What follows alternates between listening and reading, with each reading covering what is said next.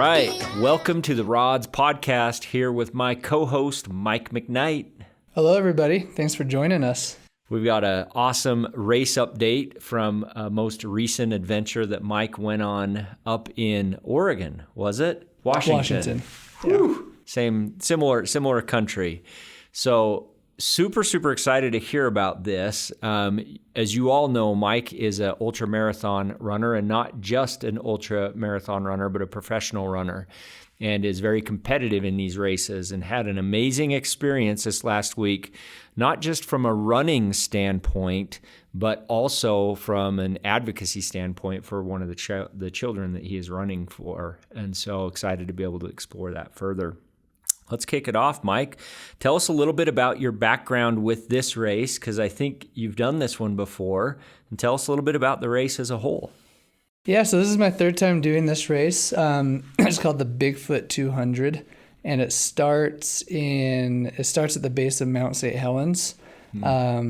It's really cool. You get to run along the base of it. You go through the blast zone. You get to see like you're right below the side of the mountain where it just like exploded, and there's a boulder field that you have to hop through, and it's just a really cool. I saw a picture of that boulder field, and I was like, that looks hard. Yeah, it's a slow section. Yeah. Yeah, it's just like a bunch of like black rock that you have to like kind of hop around on, and so it's not a lot of running in that spot. But start at Mount St. Helens and then just go through the Cascades. You hit a couple peaks where you can see Mount Rainier on one side, Mount Adams on one side, and Mount Hood on the other side.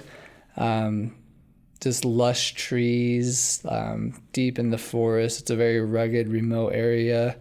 And you end in a little town called Randall, Washington. Wow. Point to point, 42,000 feet of elevation gain. So let's explain that and make sure everybody understands that. So you climbed over this 200-mile race. You had ups and downs, right? Yep. And all of the gain, all of the up equated to 42,000 feet of elevation gained. Yes. Just That's a little crazy. bit over. That is just crazy. Yeah, if you look at the elevation profile, like there's not a lot of flat in it.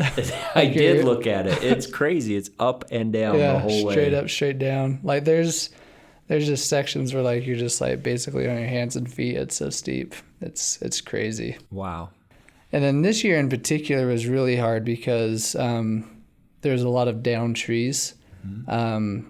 It was hard. Like there was a 20-mile section where it was just like climbing over trees, climbing under trees, and it's like thick pointy trees, and you have to like just kind of like blast through it and get all scraped up. Like wow. It's kind of a rugged area. Huh.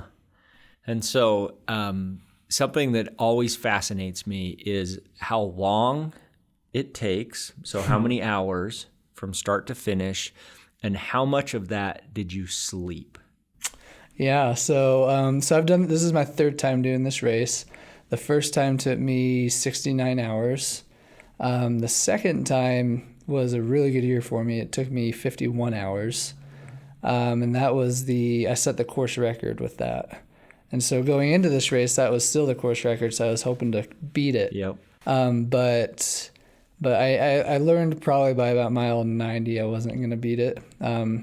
There was record heat, which was my luck, of course. Yep. That's the theme of the year for you. I know. Record heat, the down trees. So yeah, I ended up doing it in just under 58 hours. And then I slept for a total of 30 minutes. So, and that's actually a lot for me. I usually only sleep like 5 minutes. Was that like 5-minute cat naps, or was that like you got one good 30-minute sleep? 2 15-minute naps. Yeah, so I usually don't sleep good just because I'm like always like thinking and my head's turning, and I like, if I sleep here too long, I'm not going to get my goals. But I just, the heat was just draining me so much where I just got to the point where my only goal was to win the race. And so every aid station I'd come into, I'd ask my crew, like, how far back, like the last aid station, I'd make sure they stayed until second place got in. and then update me. So I'd say how long after I left at second come in, and they were like, 2 hours. And so at that aid station, I was like, okay, like I'm gonna take a 15-minute nap. I took my nap, and then like I took care of my feet. I was having blister issues. So I dialed it back quite a bit, and I think not trying to get a certain time versus just like knowing where I was ahead of second place, like it took a lot of pressure off of me, and I was able to relax and take a nap a little bit more than I usually do. I saw a number of pictures of you in streams, like full on like vertical or horizontal in streams. Yeah, it was so it was really hot. Like it was in the hundreds the first day, and it was through the blast zone. So like you had that black rock, there's no trees, it was hot. And so I made it a point to every single street. Like the nice thing about this place versus the race in Arizona I did is there's stream crossings. And so like every single stream crossing, I would just get in the water and just lay down and cool myself off.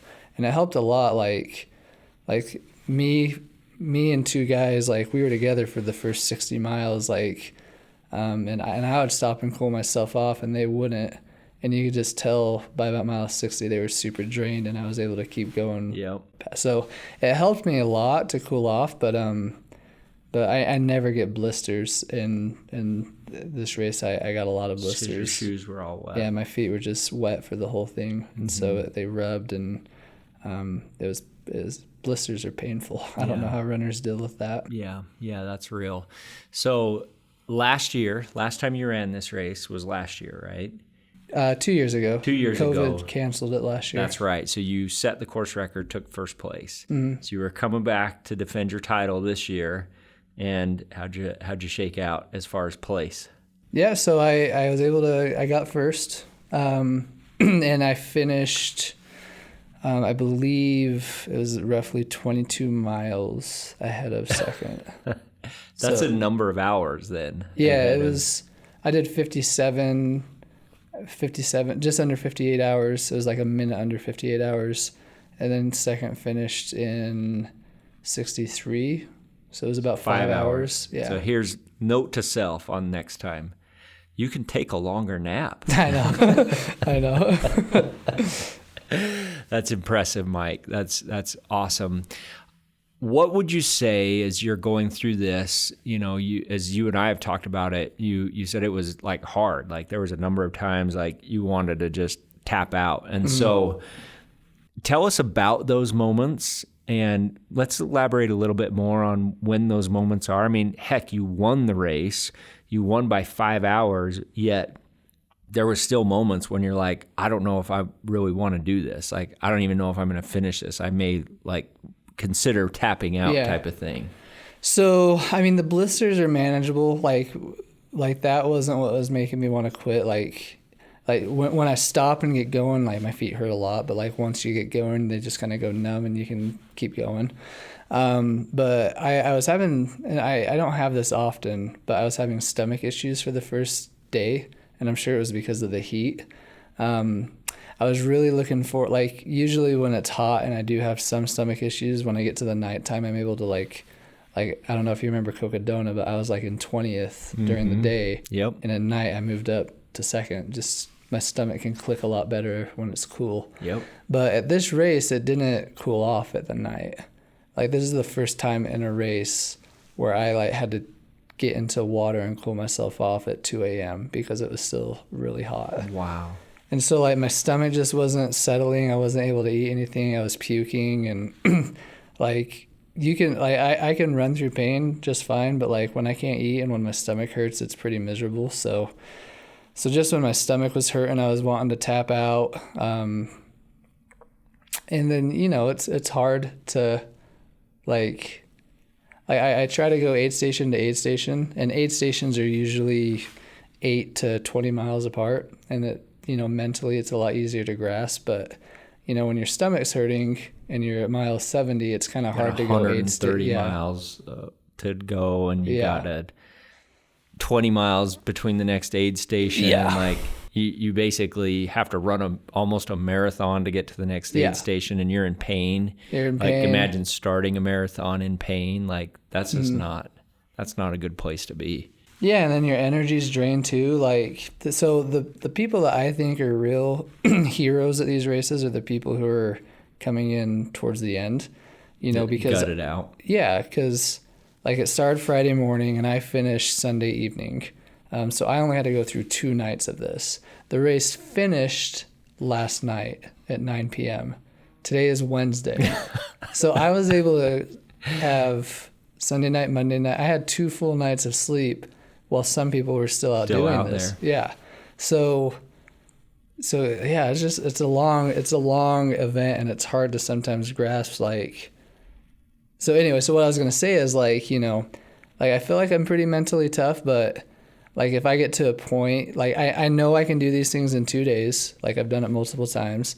And if I like get to a point where like it's going to be longer than that, it really starts to struggle for me because I know I could be in bed right now, but because I'm not, like, so it's really harder to like when you lose energy from not eating to slow down because you just know how much longer it's going to take. You just don't want to go into that third night. Yeah. You don't want to go into that third night, and, like a 20-mile section can take 6 hours. And if you're going slower than what you're capable of, that could be like 8 hours. So, wow. So yeah, just the stomach pains, the low energy, the going slow is just like really getting to my head. And like, it sounds nice to just get to the next aid station and tap out and go to your hotel and sleep for the night. Right. So I think everybody has those thoughts in their head. But for me, like, I have a crew that, I know that's not going to let me quit. And I also, like, multiple times I told myself when I wanted to quit, like, well, quitting's not an option. So, like, pick it up and get through this section. Like, you're not quitting, so figure it out and get done faster instead of just, like, sulking. So you just got to have a lot of conversations with yourself to keep you from not quitting. Yep. And then obviously, too, which I'm sure we'll talk about right now, but I had a picture on my back of a little child named Brodie. And he's a child with Down syndrome from China. And, I dedicated this race and a couple other races I'm doing this year for him. And, I was thinking of him a lot when I wanted to quit. My pacers, a pacer is somebody who like runs with you and gives you company. And my pacers know how to really humble me. Like, they could tell her a few moments that I wanted to quit, and one of them made the comment like, well, what do you think Brodie's going to think of you if you quit, or something like that. That's good. Yeah, so, obviously thinking of him helped out a lot too. So Mike had this idea to be able to put this child's picture on his pack, and this is a great idea. And as we've talked about it, and as we've seen the interaction and the media coverage, as well as the comments, as well as the social media posts, not so much about you winning a race, so to speak, but like that was secondary to like why you're running this race and who you're running this race for, and to be able to have that picture right there with you the whole time has actually been a big inspiration for us. And so we're super excited. We're actually in the process right now of designing our 2022 gear, and we are going to design our race kits to be able to have the ability for our athletes to put a picture on their back of the child that they are running for. And we're way excited about that. And so keep an eye out for that to be announced here this fall, coming up pretty darn soon. Yeah, it's going to be great. And it's a great opportunity for athletes, for Rod's athletes, to share, what they do and who they are. Because, with my vest, like whenever I'd take it off at aid stations to get it full and stuff, like many of the aid stations, the people there, like some people asked if that was my kid. Some people just, asked who that was, and I was able to explain who he was, and that he's a family. And, if I didn't have that picture there, then there's 20 conversations that I wouldn't have had if I didn't have that picture there. And then, yeah, like you said, like people are just like sharing pictures from the race and saying, hey, this kid, Brodie, needs a family. So it's a great way for people to learn about a problem that's in the world. Like there's a lot of people that don't know that there's a lot of children with Down syndrome that need families. So it's a great way for people to learn of that and to, spread the word that they need a family. Yep. Yeah, we're way excited about some of the things that are coming out for rods and for our athletes. Keep an eye out as well. We'll have our 2022 model and promotions that are available for our athletes that we're working on currently. Just a lot of great things that are going to be coming out for our runners and our athletes. So excited about that. Mike, you crushed it. Congratulations. Next race is, this is part of the Triple Crown, right? Yep. So next race is Tahoe 200. Tahoe 200, and when is that? That is 3 weeks from Friday. Boy, you better get recovering.